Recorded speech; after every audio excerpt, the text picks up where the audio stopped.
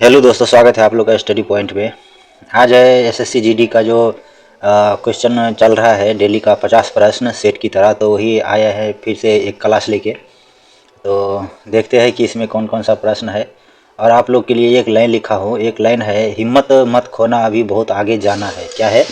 हिम्मत मत खोना अभी बहुत आगे जाना है, जिन्होंने कहा था तेरे बस का नहीं उन्हें भी करके दिखाना है। जिन्होंने कहा था तेरे बस का कुछ नहीं है उन्हें भी करके दिखाना है दोस्तों। तो ये एक मोटिवेशनल लाइन है। और अब आते हैं पहला क्वेश्चन की ओर। तो पहला क्वेश्चन है पानीपत के युद्ध में बाबर की जीत का मुख्य कारण क्या था। पानीपत के युद्ध में बाबर का ये जो था मुख्य जीत का कारण क्या था। तो पहला ऑप्शन है उसका घुड़सवार सेना, दूसरा ऑप्शन है उसकी सैन्य कुशलता, तीसरा है तुलगामा प्रथा, और डी जो है इनमें से कोई नहीं। आइए देखते हैं कि इसका जो कौन सा हो जाएगा, आंसर कौन सा हो जाएगा। तो उसका जो सैन्य कुशलता था, पानीपत के युद्ध में बाबर की जीत का मुख्य कारण था उसका सैन्य कुशलता था। अगला प्रश्न लेते हैं। अगला प्रश्न है गुलबदन बेगम किसकी पुत्री थी। गुलबदन बेगम किसकी पुत्री थी। तो गुलबदन बेगम किसकी पुत्री थी। पहला ऑप्शन है ए ऑप्शन बाबर की, बी है हुमायूं की, सी है शाहजहां की, डी है औरंगजेब की। तो आइए देखते हैं सही आंसर क्या होगा इसका। गुलबदन बेगम किसकी पुत्री थी। तो गुलबदन बेगम थी बाबर की पुत्री थी। आते हैं अगला प्रश्न की ओर। अगला प्रश्न है हल्दी घाटी युद्ध जो 1576 के में हुआ था। हल्दी घाटी युद्ध के पीछे अकबर का मुख्य उद्देश्य क्या था। अकबर का मुख्य जो उद्देश्य था क्या था वो। तो ऑप्शन ए है राणा प्रताप को अपने अधीन लाना, बी है राजपूतों में फूट डालना, सी है मान सिंह की भावना को संतुष्ट करना, और डी है साम्राज्यवादी नीति। तो इसका सही उत्तर की ओर आते हैं। सही उत्तर है राणा प्रताप को अपने अधीन लाना। राणा प्रताप को जो है अपने अधीन लाना हल्दी घाटी युद्ध का मुख्य उद्देश्य था। और यह हल्दी घाटी युद्ध कब हुआ था। यह 1576 में हुआ था। अगला प्रश्न है मुगल सम्राट अकबर के समय का प्रसिद्ध चित्रकार कौन थे। मुगल सम्राट अकबर के समय का प्रसिद्ध चित्रकार कौन थे। ऑप्शन ए है अबुल फजल, बी है दसवंत, और सी है बीजन दास, डी है उस्ताद मंसूर। तो इसका सही उत्तर की ओर आते हैं। तो इसका जो सही उत्तर हो जाएगा दसवंत। मुगल सम्राट अकबर के समय का प्रसिद्ध चित्रकार थे दसवंत थे। सही उत्तर दसवंत हो जाएगा। अगला प्रश्न है शेरशाह का बचपन का नाम क्या था। ऑप्शन ए है फरीद खां, बी है हसन खां, सी है हुसैन खां, और डी है बहार खां। इन चारों ऑप्शन में जो है शेरशाह का बचपन का नाम क्या होगा। आइए आते हैं उत्तर की ओर। तो यह है शेरशाह का बचपन का नाम फरीद खां है। शेरशाह का बचपन का नाम फरीद खां है। और दोस्तों ये जो जैसे ऑप्शन मैं बता रहा हूँ तो इसके जो आगे है आप लोग भी अपना जो है ऑप्शन उत्तर सही उत्तर का लीजिएगा और काउंट कीजिएगा कि हमारा कितना सही हो रहा है ना। 50 में कितना जीके जीएस 50 में आप लोग कितना सही कर पा रहे हैं और बताइएगा कमेंट में कि कितना सही हो रहा है। ठीक है दोस्तों। तो आइए आते हैं अगला प्रश्न की ओर। अगला प्रश्न है पानीपत की तीसरी लड़ाई किसके किसके बीच लड़ा गया था। पानीपत की तीसरी लड़ाई किसके किसके बीच लड़ा गया था। तो ऑप्शन ए है पेशवा बाजीराव द्वितीय और अहमद शाह अब्दाली के बीच, बी है बाबर और इब्राहिम लोदी के बीच, सी है अकबर और हेमू के बीच, और डी है औरंगजेब और तैमूर के बीच। तो यह जो पानीपत की जो तीसरी लड़ाई है किसके किसके बीच लड़ा गया था। तो पेशवा बाजीराव द्वितीय और अहमद शाह अब्दाली के बीच लड़ा गया था पानीपत की तीसरी लड़ाई। अगला प्रश्न है आनंद मठ का लेखक कौन है। आनंद मठ का लेखक कौन है। तो ऑप्शन ए है रविंद्रनाथ टैगोर, बी है बंकिम चंद्र चटर्जी, सी है सरोजनी नायडू, डी है अरविंद घोष। आते हैं इसका सही उत्तर की ओर। सही उत्तर क्या है बंकिम चंद्र चटर्जी। आनंद मठ के लेखक कौन है बंकिम चंद्र चटर्जी। आते हैं अगला प्रश्न की ओर। अगला प्रश्न है प्रथम भारतीय नोबेल पुरस्कार विजेता कौन थे। प्रथम भारतीय नोबेल पुरस्कार विजेता कौन थे। तो यह थे इसका जो है ऑप्शन ए है सीवी रमन, बी है रविंद्रनाथ टैगोर, सी है एच खुराना, डी है दादा भाई नौरोजी। तो इसका जो सही उत्तर हो जाएगा प्रथम जो नोबेल पुरस्कार विजेता थे यह थे रविंद्रनाथ टैगोर थे। आते अगला प्रश्न की ओर। अगला प्रश्न है भारत का राष्ट्रीय पंचांग किस संवत से आधारित है, किस संवत पर आधारित है। ऑप्शन ए है विक्रम संवत, बी है कली संवत, सी है शक संवत, डी है इनमें से कोई नहीं। तो ये देखते हैं इसका सही उत्तर क्या हो जाएगा। तो शक सम्मत हो जाएगा इसका। भारत का जो राष्ट्रीय पंचांग है किस सम्मत पर आधारित है, तो यह शक सम्मत पर आधारित है। 10 नंबर प्रश्न है, प्रेम पचीसी के रचनाकार कौन थे? हिंदी साहित्य प्रेम पचीसी के जो रचनाकार थे वो कौन थे? ऑप्शन ए है प्रेमचंद्र, बी है फणीश्वरनाथ रेणु, सी है जयशंकर प्रसाद, एस जयशंकर नहीं दोस्तों, जयशंकर प्रसाद है, और डी है महादेवी वर्मा। तो इसका सही उत्तर क्या हो जाएगा? सही उत्तर है प्रेमचंद्र। प्रेम पचीसी के रचनाकार थे कौन? प्रेमचंद्र जो है प्रेम पचीसी के रचनाकार थे। 11 नंबर प्रश्न है, राज्यपाल को प्रति माह कितना वेतन प्राप्त होता है? राज्यपाल को प्रति माह कितना वेतन प्राप्त होता है? तो ऑप्शन ए में दिया हुआ है, 2,25,000, बी है 2,50,000, सी है 2,80,000 और डी है 3,50,000। इसका सही उत्तर क्या हो जाएगा ये देखते हैं। राज्यपाल की प्रति माह का वेतन जो प्राप्त होता है यह 3,50,000 प्राप्त होता है। 3,50,000 प्राप्त होता है प्रति माह राज्यपाल का वेतन। अगला प्रश्न है, डोगरी भाषा किस राज्य में बोली जाती है? डोगरी भाषा जो है किस राज्य में बोली जाती है? तो ऑप्शन ए है जम्मू कश्मीर, बी है असम, सी है बिहार और डी है उड़ीसा। यह किस राज्य में बोले जाते हैं ये देखते हैं। यह डोगरी भाषा जो है जम्मू कश्मीर में बोले जाते हैं, जम्मू कश्मीर में बोले जाते हैं। अगला प्रश्न है, भारतीय संविधान में कितनी भाषाएं क्षेत्रीय भाषाई के रूप में मान्यता प्राप्त है? कितना भाषाएं है? ऑप्शन ए है 12, बी है 13, सी है 14 और डी है 22। तो कितना हो जाएगा इसका? इसका हो जाएगा भारतीय संविधान में कितनी भाषाएं क्षेत्रीय भाषा के रूप में? तो 22 भाषाएं जो है क्षेत्रीय भाषाई के रूप में मान्यता प्राप्त है। अगला प्रश्न है, सुंदरबन डेल्टा कौन सी नदी बनाती है? सुंदरबन डेल्टा जो है कौन सी नदी बनाती है? ऑप्शन ए है गंगा, बी है ब्रह्मपुत्र, सी है गंगा ब्रह्मपुत्र, डी है नर्मदा और ताप्ती नदी। तो इसका सही उत्तर क्या हो जाएगा?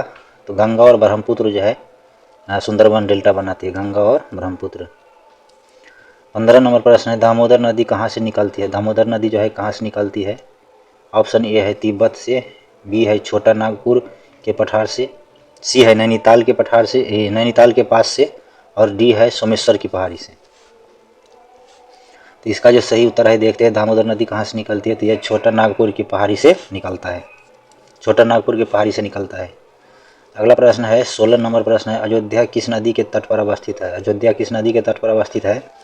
ये ऑप्शन है फल्गु नदी के तट पे, बी है गंगा नदी के तट पे, सी है सरयू नदी के तट पे और डी है यमुना नदी के तट पे। तो अयोध्या जो है किस नदी के तट पे है? ये देखते हैं, यह है सरयू नदी के तट पे स्थित है, सरयू नदी के तट पे। अगला प्रश्न है, भारत के कोरोमंडल तट पर सर्वाधिक वर्षा कब होती है? भारत के कोरोमंडल तट पे सर्वाधिक वर्षा कब होती है? ऑप्शन ए है जनवरी फरवरी में, बी है जून से सितंबर में, सी है मार्च से मई में और डी है अक्टूबर और नवंबर में। तो कब होता है भारत के कोरोमंडल तट पे सर्वाधिक वर्षा? तो यह होता है अक्टूबर और नवंबर में, अक्टूबर और नवंबर में। अगला प्रश्न है, 18 नंबर प्रश्न है, गंगा के मैदान की पुरानी कछारी मिट्टी क्या कहलाता है? गंगा के मैदान की पुरानी कछारी मिट्टी क्या कहलाता है? ऑप्शन ए है भांबर, बी है बांगर और सी है खादर, डी है तराई। तो क्या होगा इसका? भांगर जो मिट्टी है गंगा के मैदानी इलाका की जो पुरानी मिट्टी कछारी मिट्टी जो है क्या कहलाता है? यह बांगर कहलाता है, बांगर कहलाता है। रेगुर मिट्टी को अन्य किस नाम से जाना जाता है? रेगुर मिट्टी जो होता है उसका अन्य और क्या नाम है? तो इसका ऑप्शन है ए लाल मिट्टी, बी है काली मिट्टी, सी है ऊसर मिट्टी, डी है मिश्रित पीली मिट्टी, मिश्रित लाल और पीली मिट्टी। तो इसका क्या हो जाएगा? काली मिट्टी। रेगुर मिट्टी को अन्य काली मिट्टी के नाम से जाना जाता है।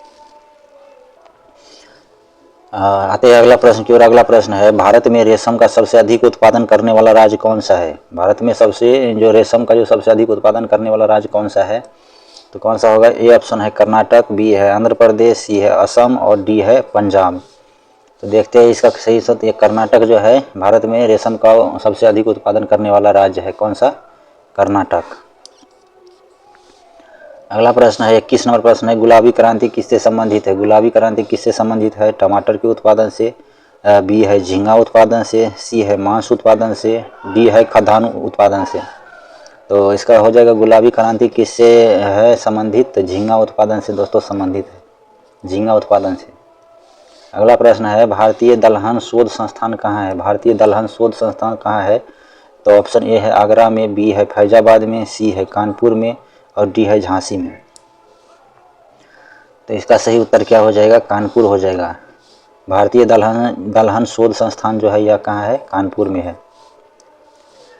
भारत में पहली बार जनगणना कब हुई थी? भारत में जो है पहली बार जनगणना कब हुई थी? 1861 ईस्वी में, 1872 में, 1881 में और 1882 में। तो भारत में पहली बार जनगणना कब हुई थी? तो यह हुआ था 1872 ईस्वी में, 1872 ईस्वी में। अगला प्रश्न है किस राज्य में अनुसूचित जनजाति की जनसंख्या सर्वाधिक है? किस राज्य में अनुसूचित जनजाति की जनसंख्या सर्वाधिक है? ऑप्शन ए है केरल में, बी है महाराष्ट्र में, सी है बिहार में, डी है मध्य प्रदेश में। देखते हैं कहाँ है, तो यह है मध्य प्रदेश में जो है अनुसूचित जनजाति का जनसंख्या सर्वाधिक है। अगला प्रश्न है भारत ने नई राष्ट्रीय जनसंख्या नीति कब अपनाया? भारत ने नई राष्ट्रीय जनसंख्या नीति है यह कब अपनाया है? ऑप्शन ए है 1990 में, बी है 1995 में, सी है 2000 में, डी है 2005 में। कब अपनाया यह देखते हैं। यह अपनाया है भारत ने नई राष्ट्रीय जनसंख्या नीति कब अपनाया है? तो यह 2000 ईस्वी में अपनाया है, 2000 ईस्वी में अपनाया है। अगला प्रश्न है भारत की सर्वाधिक जनजाति कौन सी है? भारत की जो है सर्वाधिक जनजाति कौन सी है? तो यह है भील, गोंड, संथाल, थारू। देखते हैं कौन सा है। गोंड जो है भारत की सर्वाधिक जनजाति है। गारो जनजाति किस राज्य की है? गारो जनजाति किस राज्य की है? यह ऑप्शन ए है असम की, बी है मणिपुर की, सी है मिजोरम की, डी है मेघालय की। देखते हैं कौन सा है। यह है गारो जो जनजाति है यह है मेघालय की। 28 नंबर प्रश्न है तानसेन का मूल नाम क्या था? तानसेन का मूल नाम क्या था? ऑप्शन ए है मकरचंद पांडे, बी है रामतनु पांडे, सी है लाला कलावंत पांडे, डी है बाज बहादुर। तो तानसेन का जो मूल नाम था वह क्या था? रामतनु पांडे था। तानसेन का मूल नाम रामतनु पांडे। अगला प्रश्न है महावीर स्वामी का जन्म कहाँ हुआ था? महावीर स्वामी का जो जन्म है यह कहाँ हुआ था? तो यह हुआ था ऑप्शन नंबर ए दिया हुआ है कुंडग्राम में, बी दिया हुआ है पाटलिपुत्र में, सी दिया हुआ है मगध में और डी है वैशाली में। तो इस महावीर स्वामी का जन्म कहाँ हुआ था? तो यह हुआ था कहाँ पे? कुंडग्राम में। अगला प्रश्न है गौतम बुद्ध का ज्ञान की प्राप्ति कहाँ हुआ था? गौतम बुद्ध का जो है ज्ञान की प्राप्ति कहाँ हुआ था? ऑप्शन ए है सारनाथ में, बी है कपिलवस्तु में, सी है बोधगया में और डी है कुशीनगर में।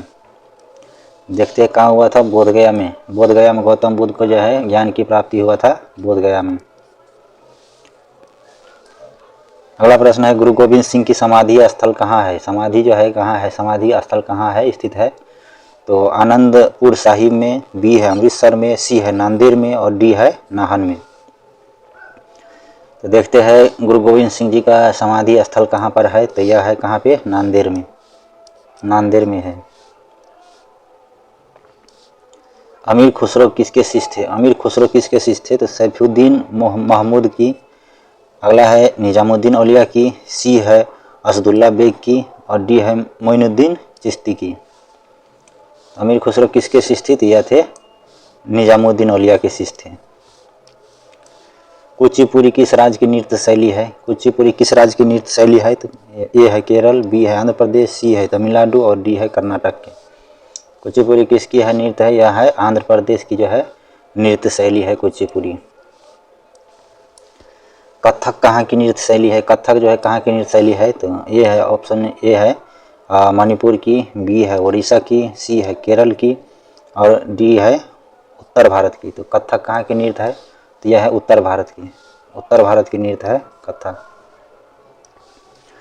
35 नंबर है सितारा देवी का संबंध किससे है? सितारा देवी की जो संबंध है यह किससे है? ऑप्शन ए दिया हुआ है मणिपुरी नृत्य से, बी है कथक नृत्य से, सी है गरबा नृत्य से, डी है हिंदुस्तानी गायन नृत्य से। तो देखते हैं सितारा देवी का संबंध किससे है? तो यह है कथक नृत्य से सितारा देवी का संबंध है, कथक नृत्य से। 36 नंबर प्रश्न है ताप का एसआई मात्रक क्या है? ताप का एसआई मात्रक क्या है? तो ए है केल्विन, बी है सेल्सियस, सी है सेंटीग्रेड डी है फ़ारेनहाइट। तो ताप का एसआई मात्रक क्या होगा? तो ताप का एसआई मात्रक होगा केल्विन। अगला प्रश्न है दूध से क्रीम निकाल लेने पर क्या होता है? दूध से क्रीम निकाल लेने पर क्या होता है? दूध का घनत्व बढ़ता है, दूध का घनत्व घटता है, दूध का घनत्व अपरिवर्तित रहता है, उपयुक्त में से कोई नहीं। तो क्या होता है दूध से क्रीम निकाल लेने पर? तो दूध का घनत्व जो है बढ़ता है, दूध का घनत्व बढ़ता है। दाब बढ़ने से किसी द्रव का क्वथनांक क्या होगा? दाब बढ़ने से किसी द्रव का क्वथनांक क्या होगा? घटेगा, बढ़ेगा, अपरिवर्तित रहेगा, कभी घटेगा कभी बढ़ेगा। तो दाब बढ़ने से किसी द्रव का क्वथनांक क्या होगा? तो बढ़ेगा, बढ़ेगा। दाब बढ़ने से किसी द्रव का क्वथनांक बढ़ेगा। रेटिना पर नेत्र द्वारा निर्मित प्रतिबिंब होता है। रेटिना पर नेत्र द्वारा प्रतिबिंब होता है, क्या होता है? वास्तविक, उल्टा या छोटा। बी दिया हुआ है वास्तविक सीधा बड़ा, सी दिया हुआ है वास्तविक सीधा छोटा, डी हुआ अवास्तविक उल्टा छोटा। तो देखते हैं क्या होगा।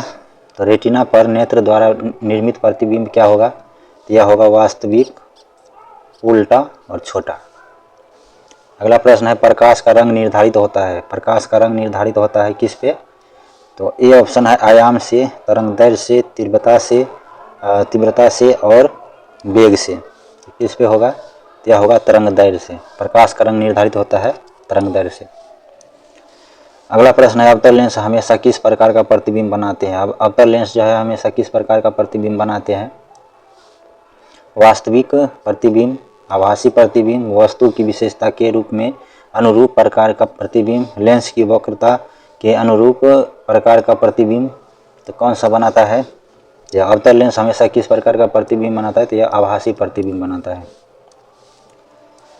अगला प्रश्न है कौन सा उपकरण विद्युत प्रतिरोध को मापता है? कौन सा उपकरण जो है विद्युत प्रतिरोध को मापता है?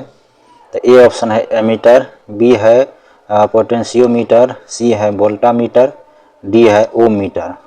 तो कौन सा है यह मापेगा उपकरण विद्युत प्रतिरोध को? तो यह मापेगा ओम जो है ओम मीटर है, ओम मीटर विद्युत प्रतिरोध को मापता है। अगला प्रश्न है किसी चुंबक की आकर्षण शक्ति सबसे कम कहाँ होती है? किसी चुंबक की आकर्षण शक्ति सबसे कम कहाँ होती है? ए ऑप्शन दिया हुआ है दोनों किनारों पर, दोनों किनारों पर, बी दिया हुआ है मध्य में, सी दिया हुआ है जो चुंबकीय अक्ष पर, और डी है सभी जगह समान होता है। यह कहाँ होगा? किसी चुंबक की आकर्षण शक्ति सबसे कम कहाँ होता है? तो यह मध्य में होता है। अगला प्रश्न है किसी तत्व की परमाणु संख्या खाली जगह की संख्या है। किसी तत्व की परमाणु संख्या की संख्या है। तो क्या हो जाएगा? ए दिया है नाभिक में न्यूट्रॉन, बी है नाभिक में इलेक्ट्रॉन, सी है नाभिक में प्रोटॉन, इनमें से कोई नहीं। तो क्या होगा ये देखते हैं। तो नाभिक में प्रोटॉन, किसी तत्व की परमाणु संख्या नाभिक में प्रोटॉन होगा की संख्या है। मेमोरी का कौन सा माप सबसे बड़ा होता है? मेमोरी का कौन सा माप जो सबसे बड़ा होता है? एमबी होता है, टीबी होता है, जीबी होता है और केबी होता है। तो कौन सा माप बड़ा होगा ये देखते हैं। मेमोरी का कौन सा? तो टीबी होगा। मेमोरी का सबसे बड़ा माप होता है टीबी। कंप्यूटर में अधिकांश प्रोसेसिंग में होती है। कंप्यूटर में अधिकांश प्रोसेसिंग में क्या होता है? तो मेमोरी होता है, रैम होता है, मदरबोर्ड होता है, सीपीयू होता है। क्या होता है इसमें? तो अधिकांश होता है इसमें क्या?